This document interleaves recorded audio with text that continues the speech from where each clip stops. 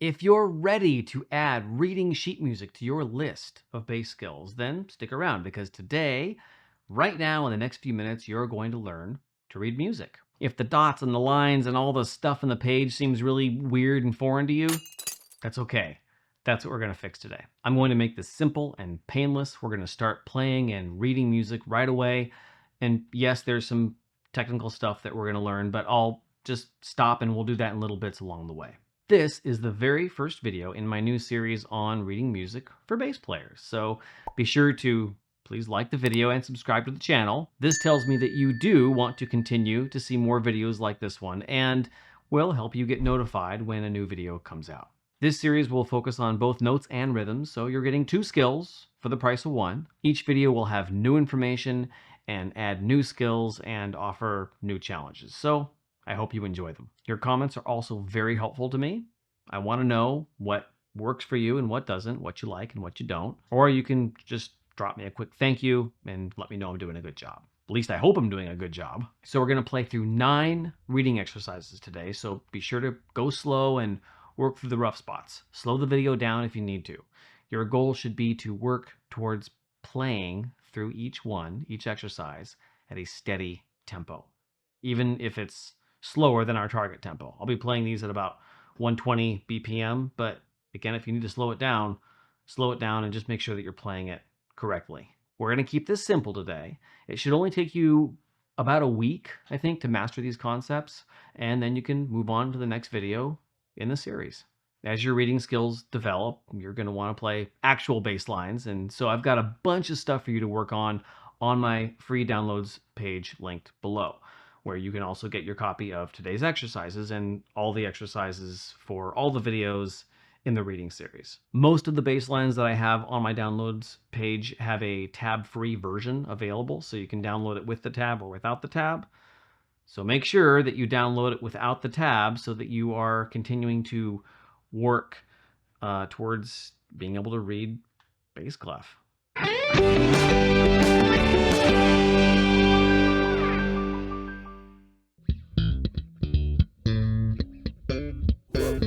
Okay, so let's dive in. You've got a bunch of ink on the page, right? We're gonna look at that first dot. It's got a vertical line coming out of it, and it's got like a little, like this, looks like this, has a line going through the dot. So that dot is called a note head. The line is called a vertical stem. And this entire symbol is what we call a note. So it happens to be the note E, which is the low E on your E string.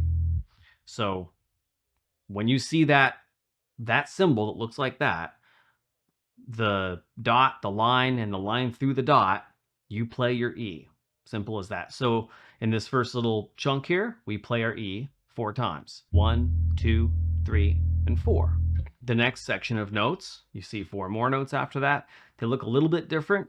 You got those 5 lines there that we'll talk about that in a little bit. They're going sideways. This one is like pressed up against the bottom of those 5 lines. So when you see that symbol, there's no line through it, right? It's a little bit higher than the other one. When you see that means you play an F. So this is going to be your first fret on your low E string. So we see 4 of those. I'm going to play 4 Fs. So the next group of 4 notes, those are Gs.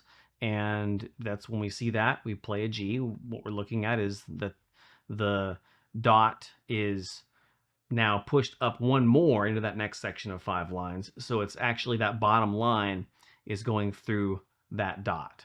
So when you see that, you play a G. This is going to be, again, of course, the low G on our E string. That's our 3rd fret. So we've got 4 of those. As you may have noticed, I've been labeling these for you. So I've got the E and the F and the G labeled. So as we go down the page, these are actually all the notes that we're going to play today on this sheet. So we're going to just focus on those 3 notes and some rhythms and some other stuff.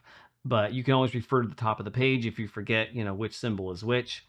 And I just give it to you that one time because we're learning to read, remember? So just refer back to that if you forget what you're playing. The end of this line, we have 4 more notes. They're not labeled, but you can see they look like the E, right? It's got that line through it at the bottom, below the 5 lines. and we're going to play 4 more E's. Okay, simple as that. 4 E's, 4 F's, 4 G's, 4 more E's. So let's go ahead and play through that with the drums.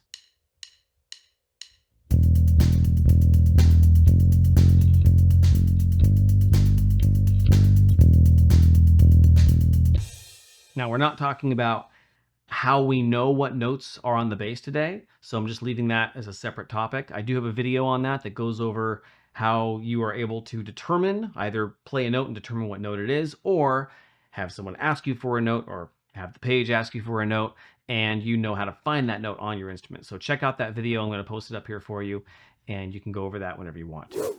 So you might notice that we have 4 notes, right? We had the 4 E's, and then we have a vertical line. There's no dot next to that. That is completely different from our vertical stem.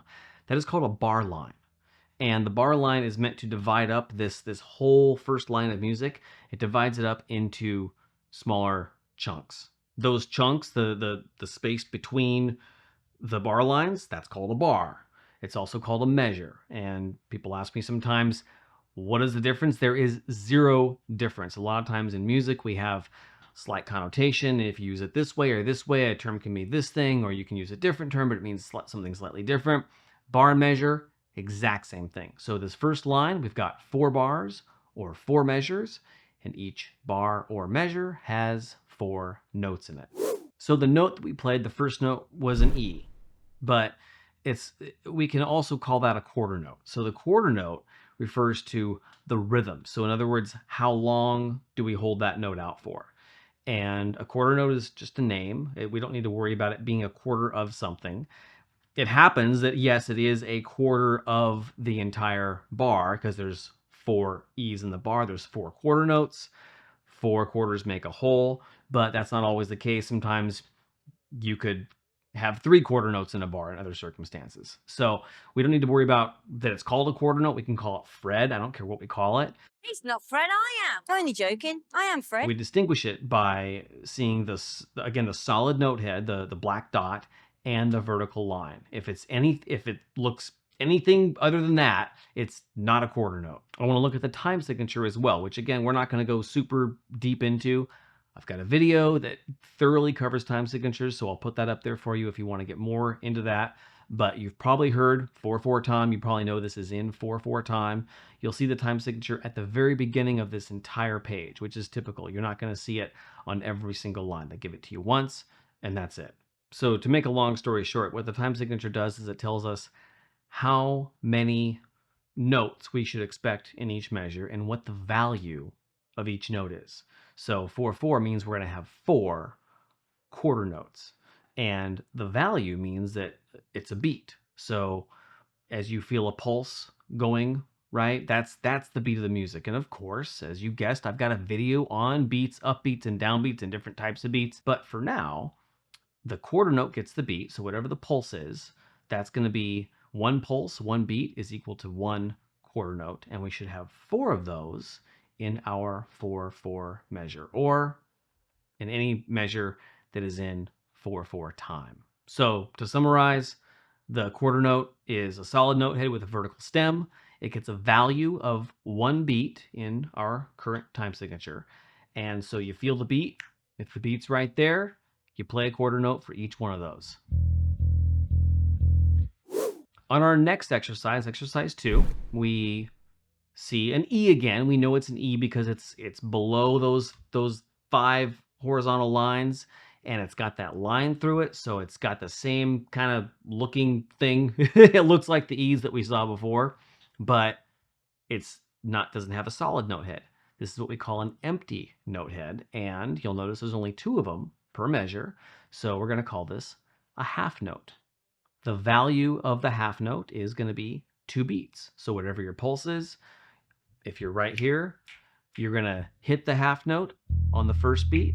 You're going to hold it through the second beat, and then when you get to your following beat, that'll be the 3rd beat in your count, then the half note stops. So we can also think of value as the word duration. So 2 beats is how long the note lasts. Wherever it starts, it's going to last 2 beats from that starting point. Now, because we're in 4/4 time, we still have the value of 4 quarter notes in this measure. So there's 2 half notes, they each get 2 beats, and so we see the equivalent of 4 quarter notes or 4 beats in the measure. So the math still works out. The math is always going to work out. So one of my personal philosophies of rhythms, playing music, is I don't want you to count the rhythms. There's only so much room in your head for anything at any given time, and there's enough stuff to be thinking about, playing the music as it is. So preferably, we're not going to be counting the rhythms. What I want you to do is to feel the rhythms. And so the quarter notes are easy, right? You feel the beat, you play on the beat, easy.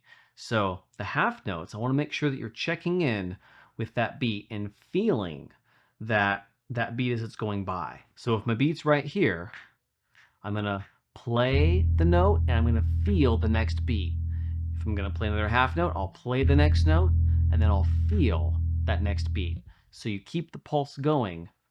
In here, as we get into more complex rhythms, it's going to be essential that we can feel that beat and we can feel the rhythms either washing over it or sometimes beneath it inside the beat. They're in the computer? It's so simple. Let's go ahead and walk through this slowly, and then we'll go ahead and play it with the drums on. So starting at the beginning, we're going to play the E, feel the beat, play the E again, feel the beat. Okay, next measure, next note, we've got an F. We're going to play the F, feel the beat, play another F, feel that next beat. Then we have the G, so play the G, feel the beat, play the G, feel the beat, and then finally going down to an F, F, F. Okay, let's play it with the drums.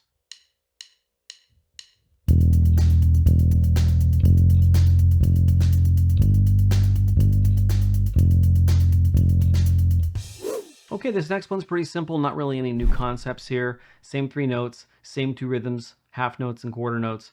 But what we're doing is we're starting to push you a little bit, starting to vary the notes, the order of the notes that we see maybe, and also varying the rhythms. So now we've got half notes and quarter notes within the same bar or measure. Let's go ahead and walk through it. I'm actually going to count the beats this time. I know I said I don't want you counting beats. Counting beats is okay as long as you are just trying to identify where the note is in the measure. So I'm going to count through this with you, but ultimately, I don't want you counting in your head when you're playing. I want you working towards the place where you can play and just feel that beat going by. So let's go ahead and count through this. E, 2, 3, 4. Then we have an F. 1, 2, 3, 4. Then G's. G, 2, 3, 4. E, 2, 3, 4. Simple enough. Let's turn the drums on and give it a try.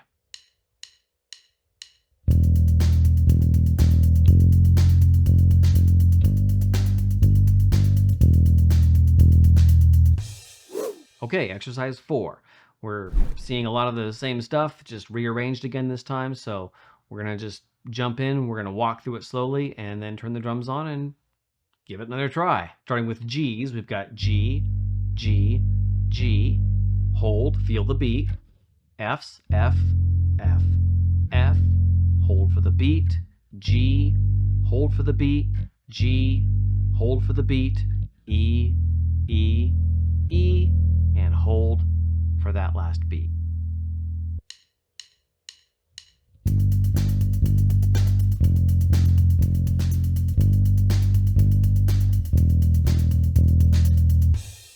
So now we have a syncopated half beat.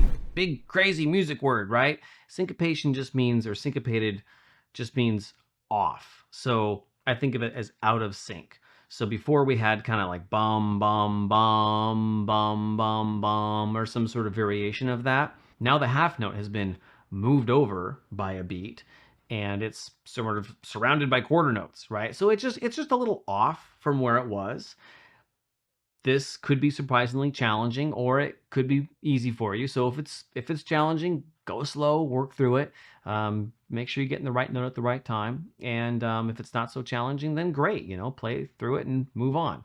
let's just walk through this real quick. F, F, beat 3, F, G, G, feel that beat, G, E, E, feel the beat, E, and then F, feel the beat, F, feel the beat. Okay, drums.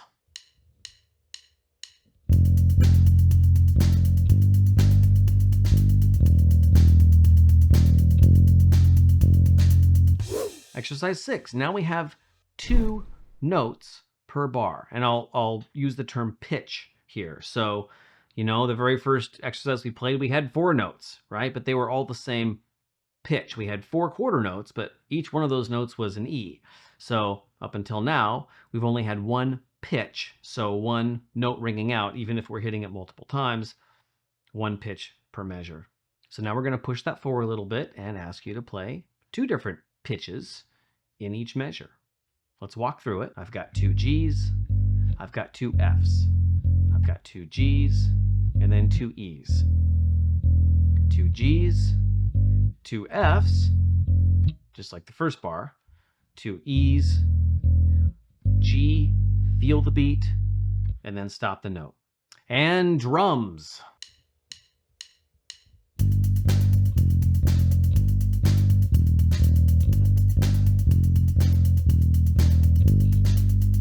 I want to talk about the clef that we're playing in.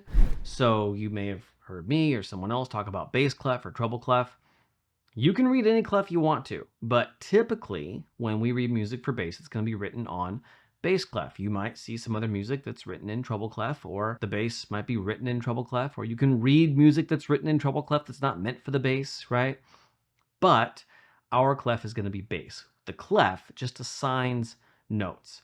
So, you know, when we have our note going through the bottom line of those 5 lines we have there, that's a G, and in treble clef, that would actually be an E. So if you see the bass clef, looks like this. It's the big curl with the 2 dots. If you see that, then you know that you're playing the right note. So that's all that is. It just says, yes, these are the notes that you've learned as a bass player. It's also called F clef. You might hear it called F clef because the 2 dots, on that one of those upper 2 lines there, those dots grab that line. That's the note F. So it's a sort of historic thing. When the bass clef used to move up and down, they'd be able to change what note was F, but now it's always in the same place. So sometimes you'll hear it called F clef, but bass clef. We'll just call it bass clef. Okay, exercise 7.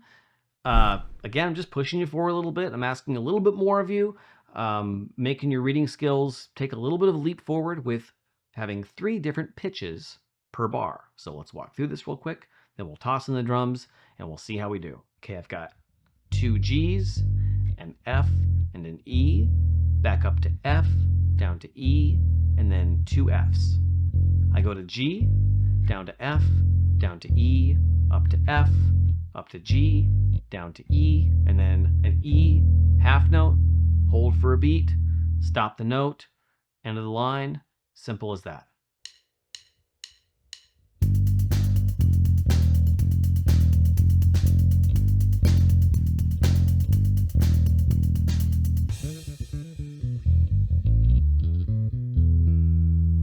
Okay, now I keep talking about these 5 lines, right? That's where the music is. Our notes are at the bottom area today. But those 5 lines are called the staff. You may have heard this before. It is the place where we read music. And that's where we're going to put our bass clef and assign notes to the staff. Again, just to keep things simple today, I'm not really going into what all the notes are on the staff. We're going to get into that in future lessons. We're going to understand all of that. I just want to get you playing and reading right away, just like I promised. So that's called the staff. We'll refer to that in the future. And that's what it is. Okay, for exercise 8, again, I'm just pushing you forward just a little bit, mixing up the rhythms and asking a little bit more of you. So let's see how we do. Gonna walk you through it, and then we'll turn the drums on and give it a go. Okay, starting with an F. Got F, E, F, G, another F, hold that F, half note, feel the beat, down to an E, up to an F. We have G, F, G, hold for the beat, syncopation in the next bar, G, E, hold for the beat, and F.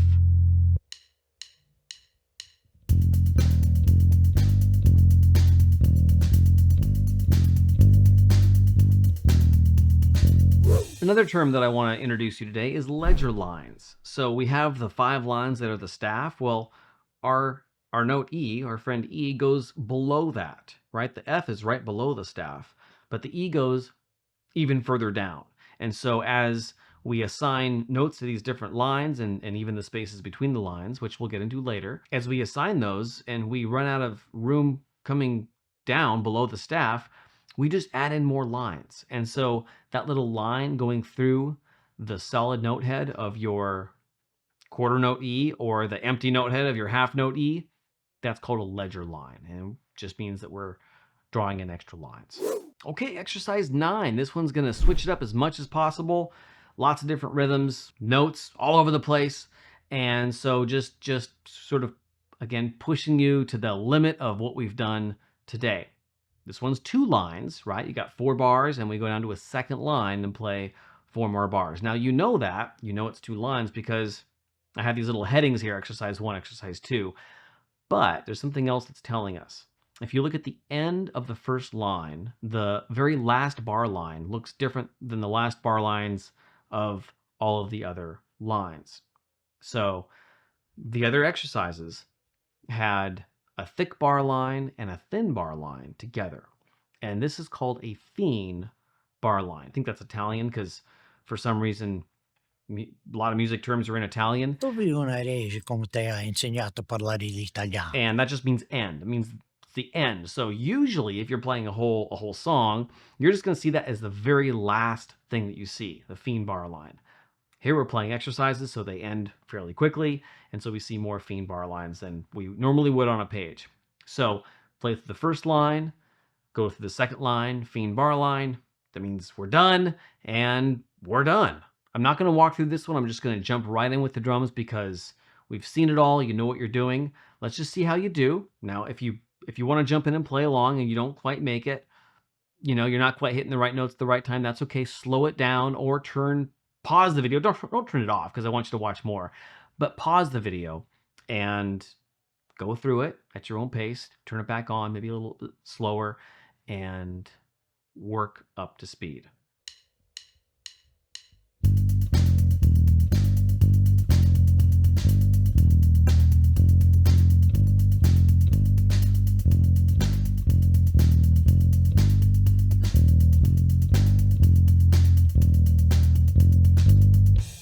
Great job. You got through all 9 exercises with me. Even if you're not nailing it yet, don't worry about it. That is to be expected. Starting really is the hardest part. So now that you are starting to digest some of these abstract concepts, it's all downhill from here. Again, be sure to check out my playlists and my downloads page for lots more material on learning to read music on the bass. I'll see you in the next one.